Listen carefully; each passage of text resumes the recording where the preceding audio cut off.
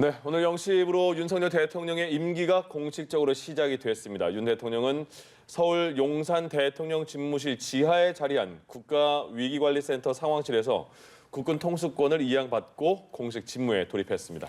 네, 오전 11시부터는 여의도 국회의사당 앞마당에서 취임식이 열리는데요. 김영우 전 국민의힘 의원, 이종근 시사평론가와 함께 이야기 나눠보겠습니다. 어서 오십시오. 네, 안녕하십니까. 앞서서 현장의 재구성에서 이제 윤석열 대통령이 검사 시절부터 쭉 대통령 되기까지의 그림을 담았거든요. 네. 이번 대통령 당선 과정이 굉장히 이례적이었잖아요. 네. 일단 오늘 취임식 어떻게 평가하십니까? 취임까지 온 과정을요. 뭐 윤석열 당선인 이제 대통령이 됐죠. 네. 그 검찰총장 출신이라는 굉장히 이례적인 그 직종에 있었죠, 사실. 그리고 지난 대선이 어느 때보다도 뜨거웠고 뭐 0.73% 포인트 차이라고 하는 아슬아슬한 차이로 당선이 됐습니다.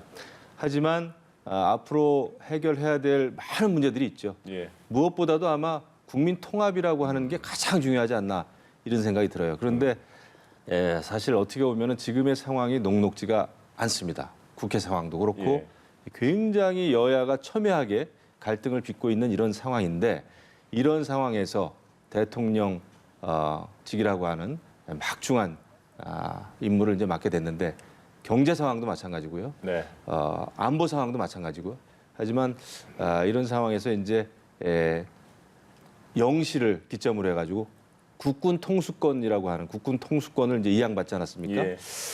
이런 상황에서 한반도의 안보 상황이 굉장히 엄중하기 때문에 군사 준비 태세를 확고해달라라고 하는 언급을 했습니다. 어쨌거나 굉장히 어려운 상황에서 대통령직을 맡게 됐어요. 이런 상황에서 국민 소통을 얼만큼 많이 할 것인지 이것이 이제 관건인데요. 앞으로 넘어야 될 산이 굉장히 많다라는 생각은 듭니다. 예. 이런 상황에서 경제 무슨 뭐 외교 안보 하나도 쉽지 하나도 정말 그 뭐라 그럴까요? 모든 상황이 어렵죠. 모든 상황이 어렵죠. 이런 상황에서 잘해주기를 바라는 마음이죠. 예. 네. 그러니까 뭐 국민 분열도 그렇지만 정치권 분열도 굉장히 심각하잖아요. 어제 당장 법무장관 청문회도 오늘 3시 반에 끝났더라고요. 지금까지 과정은 일단 어떻게 평가합니까? 대통령으로까지 올라왔습니다. 네, 우리는 87년 그 헌법 이후에 6공화국 이후에 어떠한 당선인도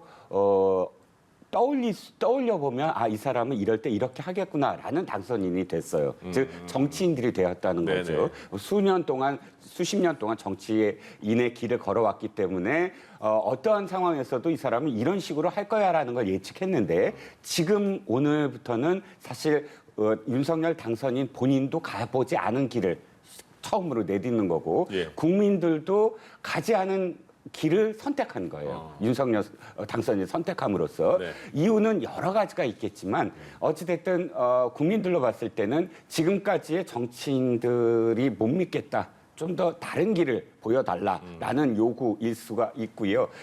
좀 전에 보셨듯이 뭐 검찰총장으로서 검사로서 또는 뭐 선거 과정에서 죄송합니다 정치인으로서 이런 모습들에서 사실상 뭐 오늘 이후에 대통령의 리더십이 어떻다라고 쉽게 이야기할 수는 없어요. 정치인으로서의 어떤 경력이 너무 짧기 때문에. 그러니까 제 결론은 이겁니다. 이 국민들의 선택이 왜 자신한테 왔는가를 윤석열 오늘 대통령은 0시부터 대통령이라고 막 말씀을 드릴 수가 있으니까요. 네네. 대통령은 충분히 인식하셔서 가보지 않은 진짜 정치인의 어떤 그런 그 경력을 갖지 않은 본인을 선택한 이유에 대해서 오늘 그걸 좀 보여드려야 될 것 같아요.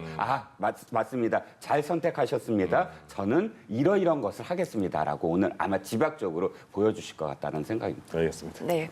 일단 어제 영시부로 인해서 임기가 시작이 됐는데 오늘 오전에 보면은 현충원에 참배를 한 뒤에 그리고 오전 11시에 취임식에 참석할 예정이잖아요. 네. 일단 역대 대통령들은 인수위나 아니면은 뭐 사무실이나 자택에서 유선상으로 합참 보고를 받았는데 이번에는 용산 벙커에서 합참 보고를 받았잖아요. 어떤 의미가 있을까요? 저는 뭐 2가지 정도 의미가 있지 않겠나 이런 생각은 좀 들어요. 하나는 광화문 청와대 시대가 이제 끝났잖아요. 네. 그러니까 용산 시대가 열렸습니다. 그래서 용산 집무실 그 지하 벙커에서 이제 그 군 통수권 이양과 관련된 보고를 받았는데, 그러니까 용산 시대의 개막을 알린다는 차원이 하나 있겠고, 예. 또 하나는 직접 가가지고 합참의 보고를 받았기 때문에 그것은 그만큼 한반도의 안보 상황이 위기다라고 하는, 대한민국 대통령은 대한민국 국군 통수권자다라는 것을 보여줌으로 해가지고 어떤 안보와 관련해가지고 어떤 대비태세 이만큼 준비하고 있다라는 것을 보여주는 게 아닌가. 그리고 또 집무실 이전과 관련해서 커다란 문제는 없다. 예. 라고 하는 것을 보여주는 의미도 있겠죠. 그래서 아마 그런 모습을 보이지 않았나 생각이 되는데, 이제 그 자리에는 뭐 김성한 국가안보실장도 배석을 했고, 그다음에 이종섭 또 국방부 장관도 이제 배석을 한 것으로 이렇게 알려지고 있습니다.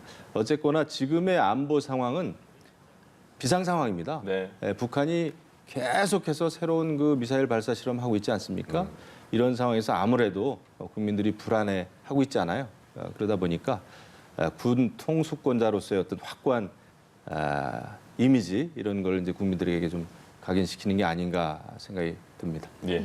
직접 간 거 자체가 이제 내가 직접 잘 챙기겠다 이런 뭐 의지도 담겨 있다고 보이는데, 지금 그 지난 문재인 대통령 취임식에는 탄핵 이후에 바로 취임과 동시에 임기가 시작돼서 취임식이 없었잖아요. 거의 네. 굉장히 간략하게 있었는데, 지금 오늘 취임식 다시 거리두기 해제가 되면서 인원이 굉장히 많이 늘어났습니다. 4만 1,000명 초대가 됐고, 그 전과 비교해서는 어떤 게 좀 분위기가 다를까요? 오늘은요? 일단 이 역대 취임식 그 초청 인사는 점점 늘어났어요. 네. 그러니까 군사 정권 시절에는 실내에서 했기 때문에 한 3,000명 정도였다면 노태우 대통령 시절부터 국회의사당, 여의도 국회의사당에서 시작을 했는데 노태우 대통령만 하더라도 약 한 3,000명에서 늘어나서 뭐 한 10,000명 가까이였다가 점점 늘어나서 박근혜 대통령 시절에 거의 7만 명 가까이 운집을 했었거든요. 그런데 말씀하셨듯이 문재인 대통령은 그 당시가 거리로 인한 긴급한 그런 그 대통령 당선이기 때문에 인수위도 없고 그래서 바로 본 업무를 시작하는 관계로 로턴드홀에서 정말 한 몇백 명 앞에다 두고 한 300명인가요? 앞에다 두고 약식으로 취임식을 치렀습니다. 예. 그리고 다시 이제 이렇게 광장에서 치르는 첫 번째 취임식인데 4만 1,000명이라고 지금 이야기를 해요. 그건 아마도 뭐 이 코로나19만 아니었다면 훨씬 더 많은 인원이 볼 수 있게끔 또 이것이 뭐 초청 인원만이 아니라 누구나 보고 싶은 사람들은 뭐 경내가 아니라 경 바깥에서도 볼 수 있게끔 할 수 있으면 좋았을 텐데 네. 아직은 코로나19 상황이기 때문에 특별히 초청된 인원만 뭐 제한해서 4만 명이라고 합니다. 또 하나 이렇게 눈여겨봐야 될 것이 국민들에게 얼마나 가까이 다가가려고 했는가를 좀 지켜보셔야 될 것 같아요. 예. 그러니까 역대 군사정권 시절에는 실내 체육관에서 단상과 단하가 엄격하게 구분이 됐어요. 그렇죠. 그래서 예. 단 위에는 대통령 부부만 다 예. 앉아 있고, 뭐 전두환, 박정희 뭐 시절에 대통령 시절에 단 하에 모든 국민들과 오부요인, 삼부요인들과 전부 아래로 이렇게 배치를 다 했거든요. 올려보게 만든 거죠. 그렇죠. 다 예. 올려보게 만들었죠. 그런데 노태우 대통령 이후부터 그것을 어떻게 가깝게 만드느냐가 각 그 취임식마다의 고민이었어요. 예를 들자면 김대중 대통령은 처음으로 단 위에 국민 대표로 올려버렸어요. 네. 1,000명을 올려서 아예 단 위에서 지켜보게끔 한다든지 또는 노무현 대통령은 국민 대표 8인과 함께 올라간다든지 이런 식의 조금씩 더 위에 단상을 내리고 국민들을 높이고 하는 그런 그 경쟁이라기보다 그런 좋은 식으로 경쟁인데요. 진화되고 있었거든요. 예. 올해도 아마도 지금 이렇게 취임식 준비위원회에서 밝힌 건 이겁니다. 정문부터 걸어서 이렇게 그 통과해서 단으로 가는 거 그리고 네. 돌출무대라고 해서 단보다 훨씬 더 낮고 국민들에게 다가가는 무대를 또 하나 만들어서 국민들이 이렇게 올려다보는 것이 아니라 같은 높이로 대통령 부부를 볼 수 있게끔 하겠다라는 그런 이 발표를 했습니다. 예. 그러니까 언제나 앞으로도 취임식을 보시면 얼마나 더 내려갈까? 대통령 부부. 대통령이 더 예. 국민보다 아래에 있을 단상이 예, 예. 있을까요? 나중에는? 그러니까 국민이 얼마나 높아질까? 예. 이거를 뭐 눈여겨보시면 더 재미있을 것 같습니다. 김영우 의원은 이제 이명박 대통령 취임식 이후에 국회의원 초선이 되신 거잖아요. 그렇죠. 그죠? 그 이후에 쭉 이제 삼선하셨는데 그렇죠. 그럼 이명박 그 전 대통령의 취임식에는 못 가셨겠네요? 갔습니다. 아 가셨습니까? 그때 제가 이제 인수위에 있다가 예. 그해 이제 4월달에 그 18대 총선이 있었단 말이죠. 네. 그래서 18대 총선 예비 후보였어요. 포천에서 계속 명함 돌리다가 네. 취임식 있다고 그래가지고 이제 많은 지역 주민들하고 당원들하고 취임식에 왔죠. 아 그러셨군요. 그때는 2월이었으니까 굉장히 추웠습니다. 네. 그리고 약간 막 서리빨도 내리고 매년 그러니까 5년마다 2월 25일이 그랬죠. 취임식이었죠. 그랬죠. 근데 이제 이번에는 뭐 지난해 이제 문재인 대통령은 물론 특별한 뭐 그런 거 없이 예. 취임을 했습니다만은 이번에 이제 5월이니까 네. 날씨가 오늘도 보니까 날씨가 뭐 좋아요. 괜찮아요. 예. 춥지도 않고 덥지도 않고 그 기억이 납니다. 그때 2008년 2월에 굉장히 추웠던 기억. 하지만 그때는 머릿속에는 이번 4월 총선에서 반드시 내가 돼야 되는데 이런 생각을 하면서 취임식을 관람했던 기억이 나네요. 그러면 오래전 그 일이네요. 이후로 벌써. 삼선하셨잖아요. 예, 그랬죠. 그러면 그 이후에 박근혜, 문재인 정부 취임식도 다 참석하셨나요? 그 박근혜 대통령 취임식 참석했고요. 아. 다 국회에서 했으니까. 예. 그래서 이제 그런 생각이 좀 나는데 상당히 만감이 사실은 교차하죠. 예. 우리가 늘 미국 대통령들 부러워하지 않았습니까?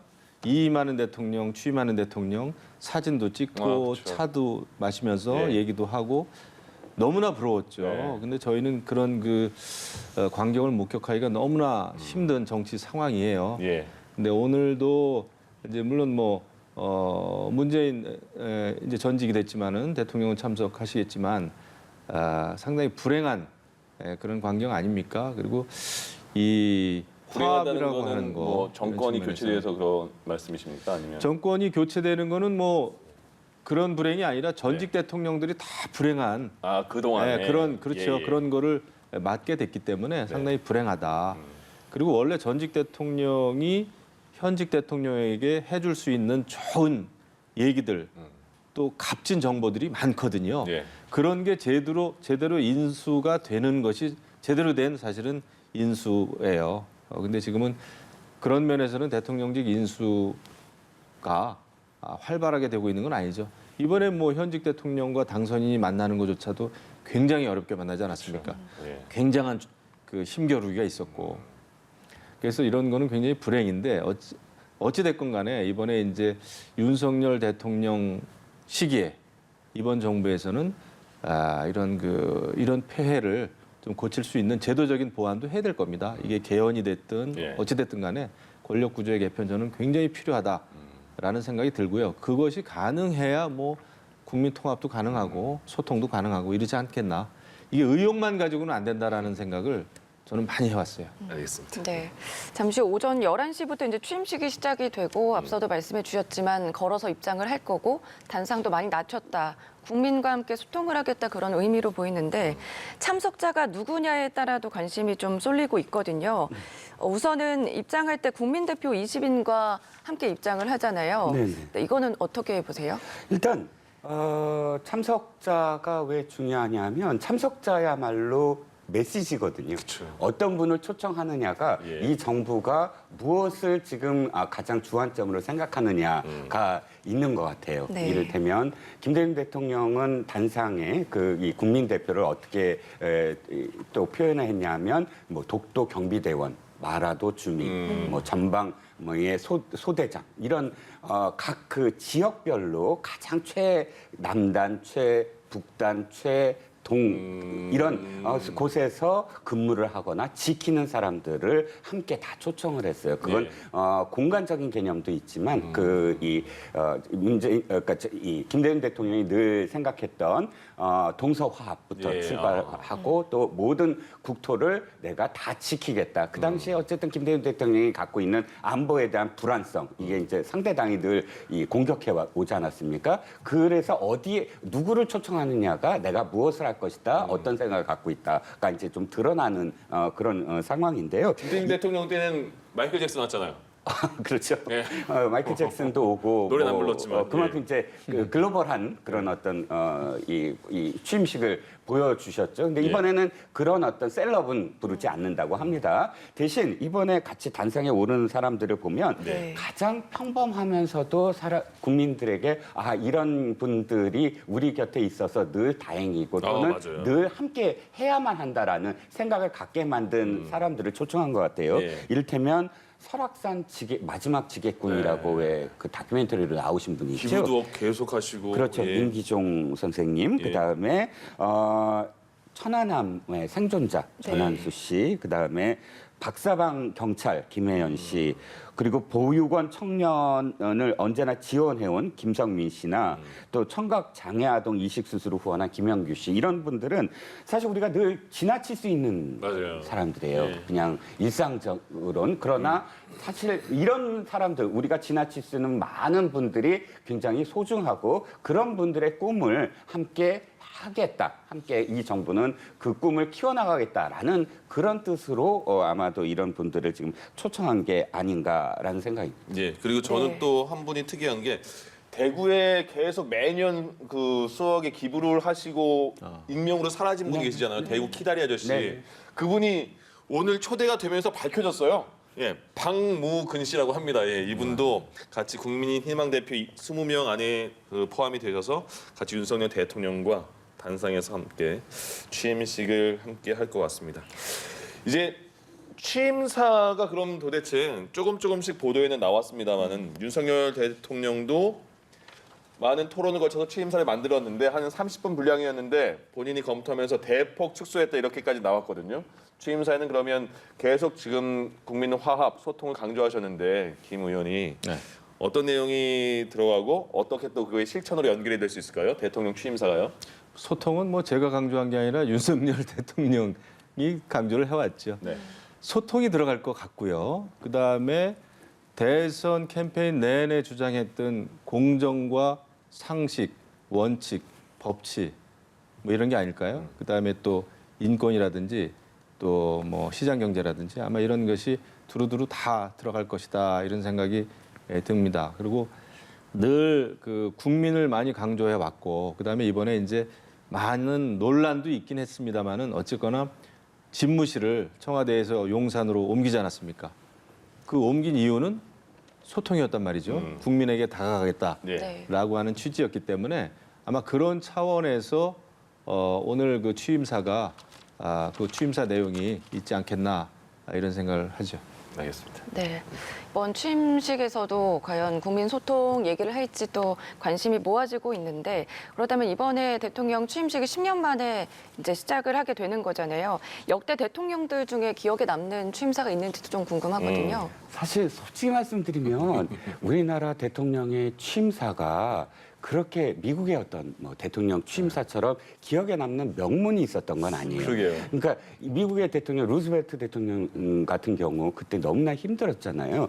가장 두려운 건 두려운 그 자체다라고 표현한 뭐 이런 명문들이 기억이 나는데 네. 왜 그럴까 돌아보면 사실 너무 많은 걸 담아내시는 것 같아요. 그러니까 그 안에 좀 나열식이 있잖아요. 정치, 경제, 사회, 안보, 외교 이런 모든 것들을 다 담아낸다라는 생각. 근데 그게 담길 수밖에 없을 것 같아요. 왜냐하면 또 일견 생각해 보면 그렇게 해야 또 공무원들도 하나의 좌표가 되거든요. 아, 국정 철학이 이렇구나. 물론 국정과제 다 발표를 하긴 하지만 네. 대통령이 직접 취임사에서 밝힌 내용이 사실은 좌표라고 할 수가 있고요. 또 국민들에게 모든 부분을 다 소상하게 설명을 해야 된다라는 또 생각을 갖고 계시기 때문에 그런 것 같기는 한데 예. 어떤 문장보다도 저는 좀 가장 기억에 남는 건 본인을 어떻게 표현하느냐예요. 처음에 이승만 대통령이나 혹은 그 윤보선 대통령이나 박정희 대통령은 나라고 표현했거든요. 나는 하고 시작을 하는데 예, 예. 그렇게 또 바뀐 게 전두환 대통령은 네. 본인은 네. 예. 이렇게 좀 바뀌었어요. 약간의 목소리도 비슷하게 하신 거 아닙니까? 예, 상당히 비슷한데요. 근데 처음으로 저는 하고 바뀐 게 노태우 대통령이에요. 아, 그렇군요. 본인을 저는 그러니까 자신을 저는 뭐 하고 이렇게 쭉 이 취임사를 시작을 했습니다. 그 이후에 모든 대통령이 다 저라고 표현하게 됐습니다. 국민에게는 저는이라고 하고 외교할 때는 나는이라고 하고. 네? 외교 아니죠. 무대에서? 전반적으로 아닙니까? 전원이라고 했다는 아, 거죠. 외교부에서도요? 다 외교라는 게 어차피 뭐 외교에서 나는 저는 주어는 외교에서 저는이 별로 없죠. 왜냐하면 국가가 이야기하는 것이기 예, 때문에. 그러니까 그때는 그러니까 최근에 문재인 대통령 전 대통령도 미국이나 뭐 트럼프 바이든 만났을 때 이렇게 나는이라고 보통 표현을 하지 않습니까? 뭐 그건 예. 당연히 그래야 될 것 같고요. 그래서 그렇게 그 어떤 자신을 칭하는 것이 바뀐 게 모멘텀, 저는 굉장히 큰 우리나라 그 취임사에서의 모멘텀이라고 생각을 하거든요. 국민들을 이거 역시 단상 단아처럼 이 취임사에서도 자신을 어떻게 낮추고 국민들을 높이느냐가 자신을 칭하는 어떤 표현에서 나타났다. 예. 그게 이제 그 처음으로 노태우 대통령 취임사에서 자신을 저라고 표현하는 데서부터 출발한다라는 생각입니다. 그러니까 그 국민들이 이제 큰 것도 물론 중요하지만 이렇게 작은 섬세한 부분이잖아요. 그 그렇죠. 부분에 대해서도 어느 정도 감동이 느끼는 포인트가 있는 것 같거든요. 그게 중요하죠. 예. 굉장히 결국 정치는 말인데 예. 우리가 이제 흔히 보면은 뭐 이것도 해주겠다, 저것도 해주겠다 막 이런 얘기를 많이 하고 그다음에 대통령이 바뀌면 마치 지옥이 갑자기 천당이 될 것처럼 이야기를 많이 하지 않습니까? 예. 저는 그거는 아니라고 봐요. 또 그런 말에 감동받을 국민은 저는 단 한 사람도 이제는 없다. 어려운 거는 어려운 대로 차라리 호소를 하고 부탁을 하고 요청을 하고 함께 이것을 이겨내자라고 하는 연설이 저는 더 감동이 있지 않을까 싶어요. 예. 못하는 것도 할 수 있다고 얘기를 하고 뭐 그냥 약속을 수백 가지를 하고 저는 그거는 아니라고 봅니다. 불가능하고요. 예. 하기 때문에 오히려 대통령이 솔직하면 솔직할수록 그 소통은 성공할 가능성이 네. 크다. 이렇게 보는 거죠. 그러니까 정치인들 입만 열면 거짓말 한다라고 하는 게 일반적인 국민들의 시각이잖아요. 그런데 저는 이거 솔직히 어렵습니다. 이거 하기 정말 어렵습니다. 근데 이것만 좀 도와주십시오 예. 말이죠. 이렇게 이야기하면 좀 믿을 수 있지 수긍합니다. 예, 않겠습니까? 수긍합니다. 저는 예. 그런 식의 그 소통, 그런 식의 이제 연설이 필요하지 않나. 그리고 말씀하신 대로 여태까지 연설은 너무나 다 길어요. 네. 지루합니다. 취임사는 아닙니다만은 링컨 대통령의 그 게티스버그 연설은 무지하게 짧거든요. 하지만 전 국민을 울리지 않았습니까? 감동을 주지 않았습니까? 그런 게 좋은 연설이겠죠. 예. 네. 그거를 감안하고 오늘 연설 들으면 좀 비유가 될 것 같습니다. 네, 그리고 이번 취임식은 어떻게 보면 처음 외교전이 펼쳐진다 이런 전망도 있는데 이번 취임식에 미국에서는 이 카말라 해리스 부통령의 남편이 참석을 하고요. 중국에서는 부주석 등이 참석을 합니다. 어떻게 보시는지요? 뭐 미국이 부통령 배우자가 와서 격이 낮은 거 아니냐라고 생각하시는 분들도 있겠지만 이제 곧 한미 정상회담이 그 어떤 역대 정권의 취임 이후의 어떤 그 시기를 봤을 때 가장 빠르게 가장 이르게 지금 결정이 돼 있습니다. 예. 그때 공식적으로 많은 그런 그 미국의 또 이 대통령 이하 우리 한반도의 운명을 좌우할 수 있는 직책을 가진 사람들이 전부 다 오니까 이번에는 의전으로서의 어떤 부통령 배우자라고 할 수가 있겠고요. 실질적으로 미국보다 일본과 중국에 좀 눈길이 가요. 중국도 왕치산 그러니까 중국에서 지금 2인자라고 할 수 있는 예. 부주석을 보냈죠. 뭐 이것도 역대 중국에서 보낸 취임식 그 인사 중에 가장 높은 그런 그 직이라고 합니다. 예.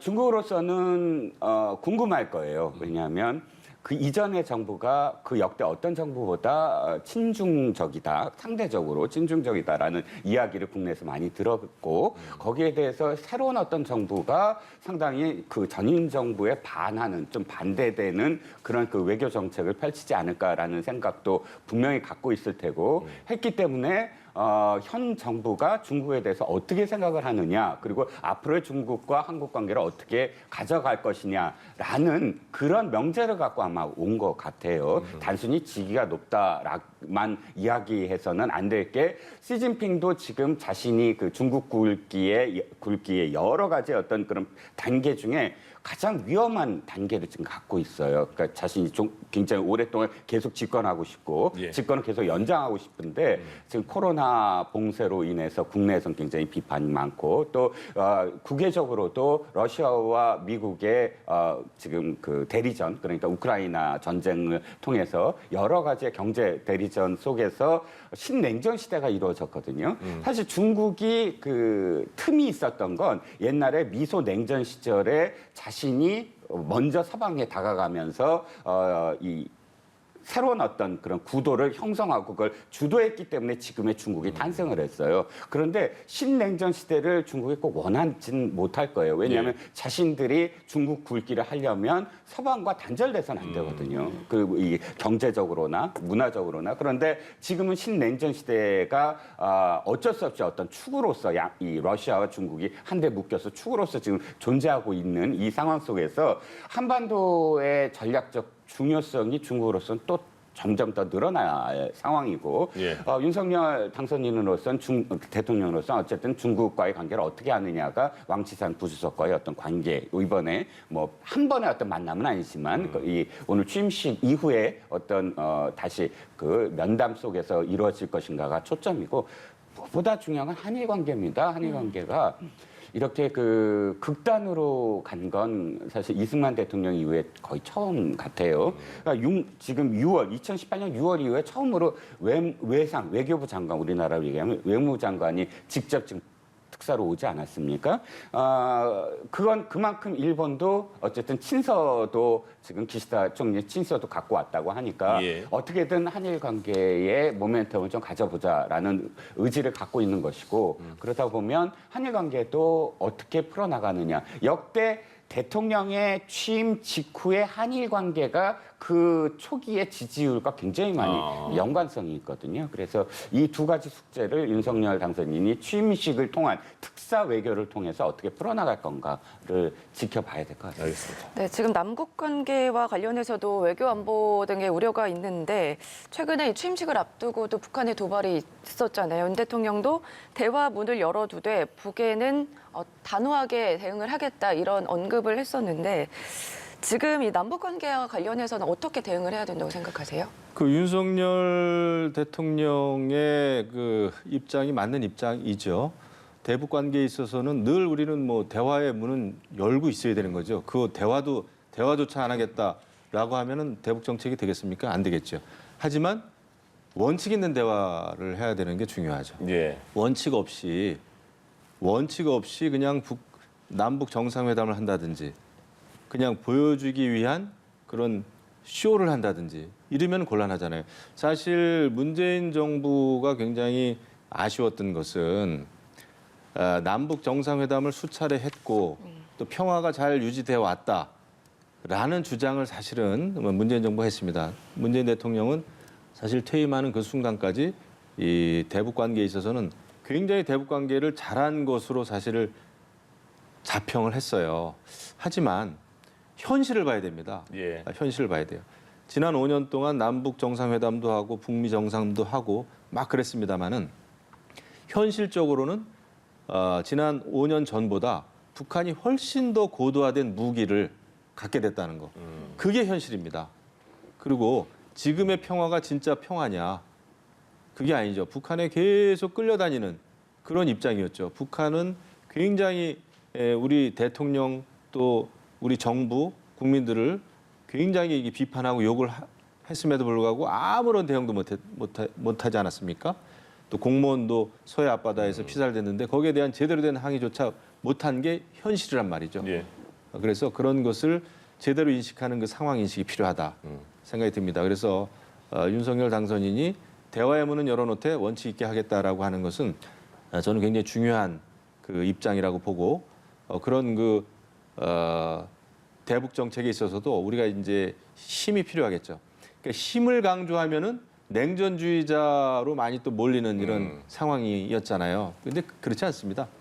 지금 우크라이나 사태를 보면 우크라이나가 왜 저런 그 엄청난 고통을 겪고 있을까? 우크라이나는 지금 혼자 싸우고 있습니다. 많은 서방 국가에서 경제적인 또 무기의 지원은 있다고 하지만 예. 결국 우크라이나를 위해서 실질적으로 싸워줄 수 있는 나라가 단 한 나라도 없는 거예요. 동맹을 맺고 있는 나라가 없고 나토에 가입이 안 돼 있고 하기 때문에 러시아로부터 일방적으로 당하고 있는 겁니다. 그래서 우리는 뭐 무기만 있다고 해서 안보를 지킬 수 있는 거 아닙니다. 네. 네트워크가 중요한 거죠.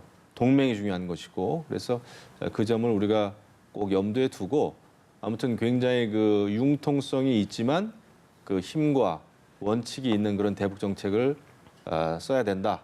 이런 생각이 좀 듭니다. 알겠습니다. 오늘 윤석열 대통령 취임식이 있는 날입니다.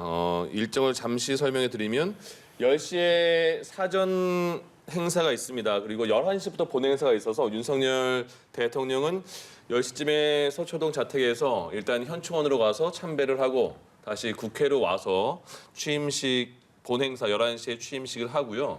그리고 다시 여기 숫자가 이제 순서인데요. 그 이후에 용산의 대통령 집무실로 가서 집무를 봅니다. 그리고 틈이 나면 그 주위에 뭐 어린이집이나 뭐 양로원 같은 곳에 가서 어르신들과 아이들과 인사를 할 시간이 있으면 갖고 다시 국회로 와서 축하연을 갖고 이후에 7번이 장충동의 신라호텔 영빈관에서 이제 외교 사절들과 이제 만찬을 함께하는 그런 일정을 오늘 갖고 있습니다. 오늘 그 참석자 중에서는 박근혜 전 대통령도 참석한다고 그랬잖아요. 네, 이순자 여사도 참석한다고 했고 권양숙 여사는 뭐 그 이동 거리가 좀 길어서 건강상의 문제로 못 올 것 같다는 그 양의 말씀을 전했다고 하는데 어떻게 보십니까? 이제 박근혜 전 대통령과의 관계는 그 전에 많이 언론에도 나왔고 뭐 좀 그렇게 한번 만나긴 했습니다만은 대통령과 그리고 문재인 대통령과도 이제 만나게 되는 거잖아요. 네. 이런 그 어떤 의미 어떻게 파악해야 될까요? 취임식이라는 행사는 어떤 행사이냐면 네. 그 직전까지 분열됐고 왜 선거라는 건 언제나 분열될 수밖에 네. 없어요.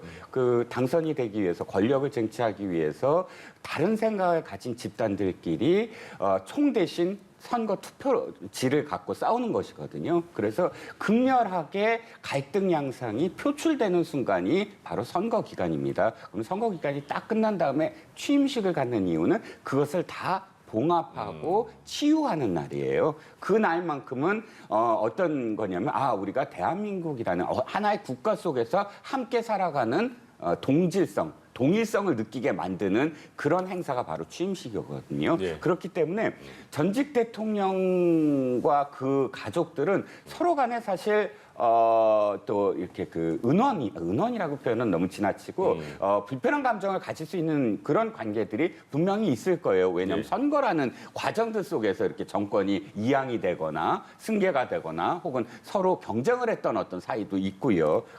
그럼에도 불구하고 오늘 취임식이야말로 모든 국민 생각을 달리 갖거나 갈등을 지금까지 일으켰거나 했던 모든 국민들이 전부 다 우리는 대한민국이라는 나라 속에서 함께 살아가고 있구나라고 단 한 번이라도 느낄 수 있는 거기서부터 다시 출발을 다짐할 수 있는 그런 행사이거든요. 네. 그렇기 때문에 우리가 지금 생각하기에 불편하시겠지라고 생각을 하지만 그 불편함을 도리어 이렇게 치유할 수 있는 그런 공간. 만나면 치유가 돼요. 그 치유하는 걸 꼭 그분들이 치유가 되지 않더라도 그분들이 다 함께 있는 자리에 앉아서 함께 있는 장면만 보더라도 그래, 우린 함께 지금 대한민국이라는 나라에서 살고 있지라고 느끼게 만들어주는 것이거든요. 예. 그렇기 때문에 언론에서 너무 불편하지 않을까요? 라고 묻는 그런 질문이 사실은 그렇게 중요한 질문은 아니다라는 생각입니다. 죄송한 질문을 제가 드렸습니다. 네. 그리고 이번 취임식에서는 선거 기간 동안 모습을 보이지 않았던 김건희 여사의 공식 행보도 이어갈 것으로 보이는데 앞서 기자회견에서도 앞으로 조용한 내조를 하겠다 이렇게 언급한 바도 있는데 앞으로 역할 어떻게 보시는지요? 역할 잘해야 될 겁니다. 박주선 아마 그 취임식 준비위원장도 조용한 내조가 필요하다 이런 말씀을 하셨더군요. 네.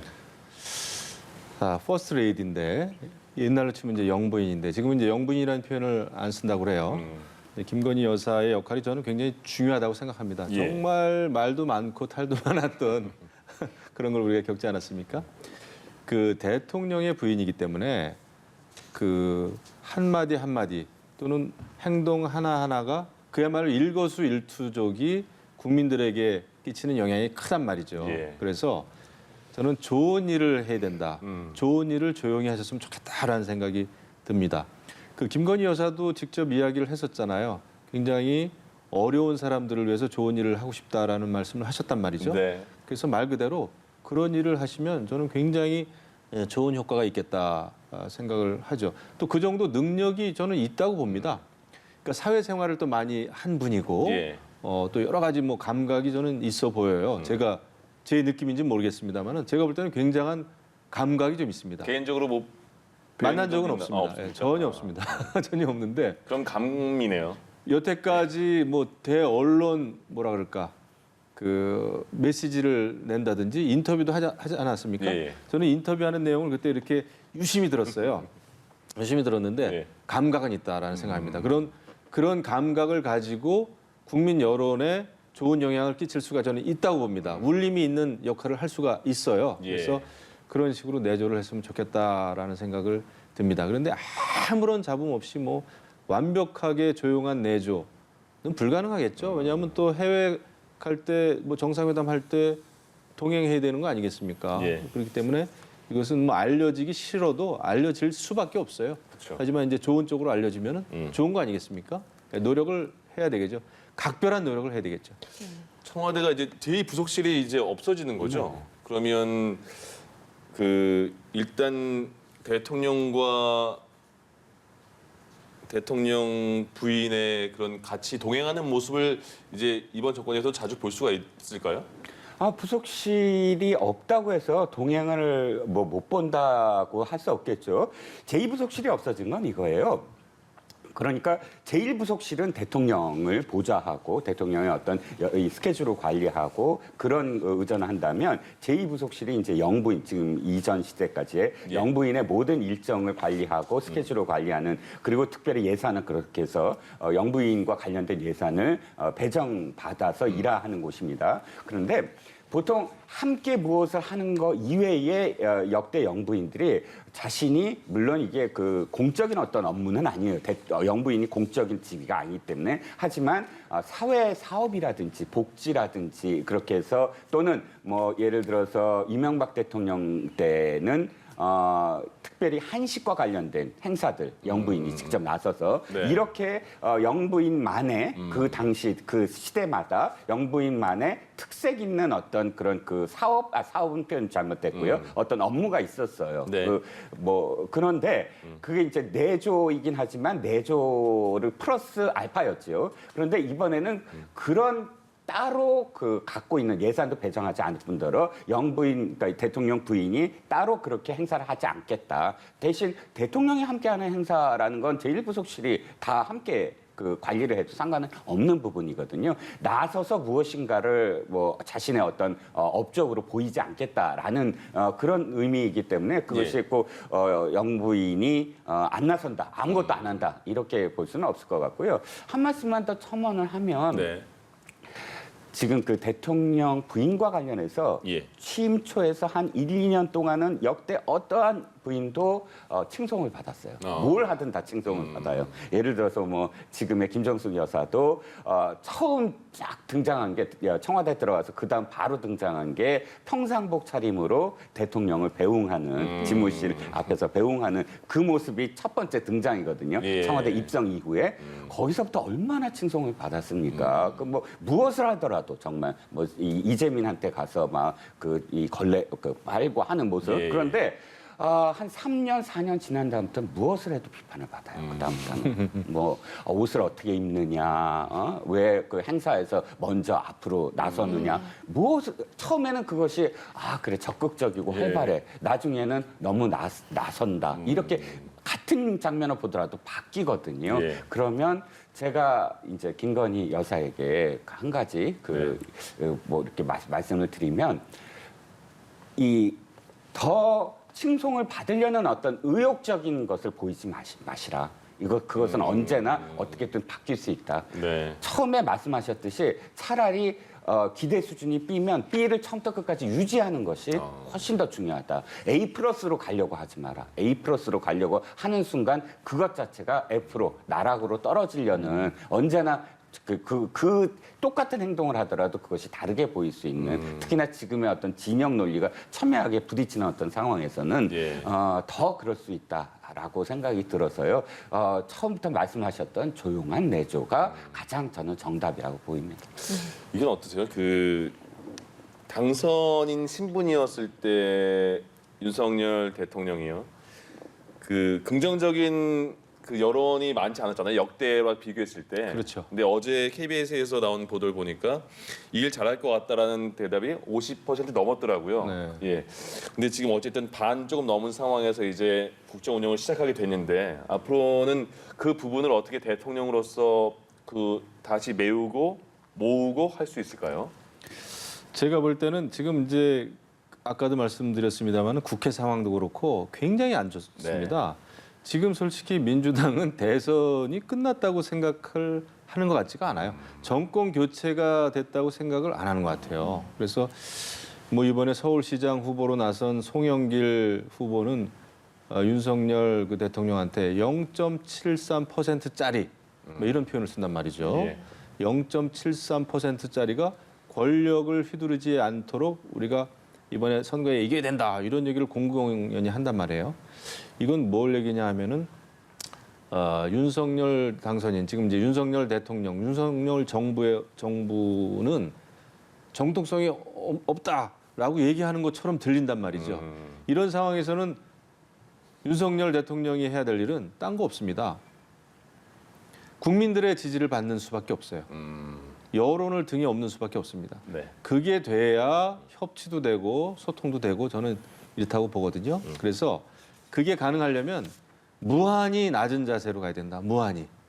뭐 단상만 낮아가지고 이게 되는 게 아니고 정말 소외되고 어려운 국민들을 향해서 다가가야 되고 좋은 일 많이 해야 되고 아까 말씀하신 대로 김건희 여사는 정말 그 부분에서 각별히 또 더 신경을 써야 되고 이런 게 돼야 국민 지지가 올라가지 않을까 생각됩니다.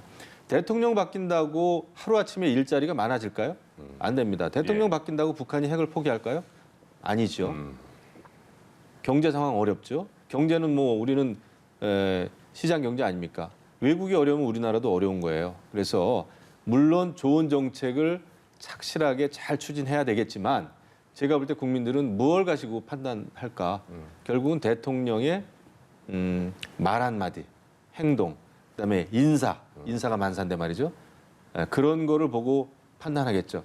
그래야 어려운 시기이지만은 대통령에 대한 기대치, 예. 그다음에 공감, 희망 이런 게 커지지 않을까 생각이 됩니다. 저는 정말 어려운 시기에 대통령 맡으셨다.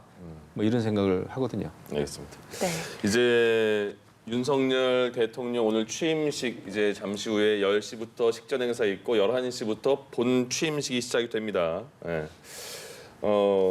지금 용산 시대가 이제 시작이 되는 거잖아요. 네. 여러 가지가 그 용산으로 결정되기까지도 많은 여론이 나뉜 건 사실이고요. 이제 그거를 어떻게 다 잘 국민한테 설득하느냐가 이제 문제일 것 같은데 용산 대통령 집무실 시대 또 관저도 또 다른 곳에 있으니까 뭔가 새롭긴 합니다. 국민들이 어떻게 받아들일까요? 오늘 그 취임식장에 1시기 정도 12시부터 1시 그러니까 12시부터 LED판으로 현장 중계가 됩니다. 뭐가 현장 중계가 청와대 되냐면 개방. 청와대 개방이 현장 중계됩니다. 이건 윤석열 당선인의 뜻이라고 해요. 예. 그러니까 취임식에서 취임식장에 온 분들이 청와대에 개방이 돼서 국민들이 청와대를 관람하는 모습을 직접 생중계로 지켜본다는 거예요. 이걸 윤석열 당선인이 얘기했다는 거 그만큼 관심 있고 굉장히 그 중요한 포인트라고 생각을 한 것이죠. 예. 저도 똑같은 생각입니다. 어떤 생각이냐면 이거죠. 제가 처음부터 모두의 취임식의 어떤 의미를 말씀을 드리면서 취임식의 진화 과정은 탈권위의 그 진화 과정과 일치한다라고 말씀을 드렸는데 네. 바로 그 가장 큰 정점이 청와대 개방이다. 예. 권위라는 건 딴 게 아니거든요. 아마 오늘부터 이제 오늘 2만 명 가까운 분들이 이제 들어간다고 하고 이제 누적이 돼서 이제 몇 개월 후면은 청와대 때 가봤다는 얘기가 별로 화제가 안 될 정도로 많은 분들이 이제 갈 겁니다. 예. 가서 들여다보면서 이렇게 느낄 거예요.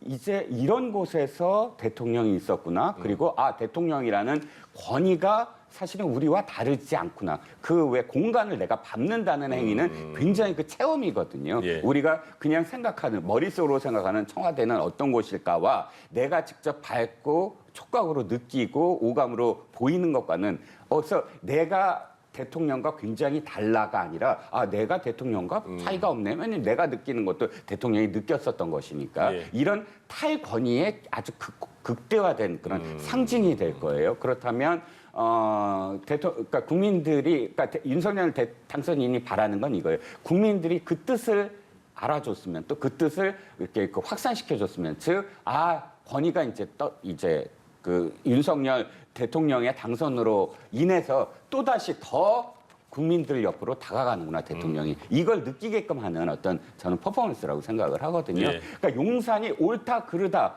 이게 중요한 것이 아니라 청와대라는 어떤 진짜 권위주의의 상징이었던 곳이 이제 국민들과 일치하는 공간으로 변했구나. 그리고 예. 대통령이 있는 공간도 그렇게 권위적인 어떤 공간이 아니구나. 대통령이 우리 곁에 이제 다가왔구나라고 느낄 수 있느냐 없느냐가 용산 시대를 연다 안 연다의 가장 큰 관건이 아닐까 싶습니다.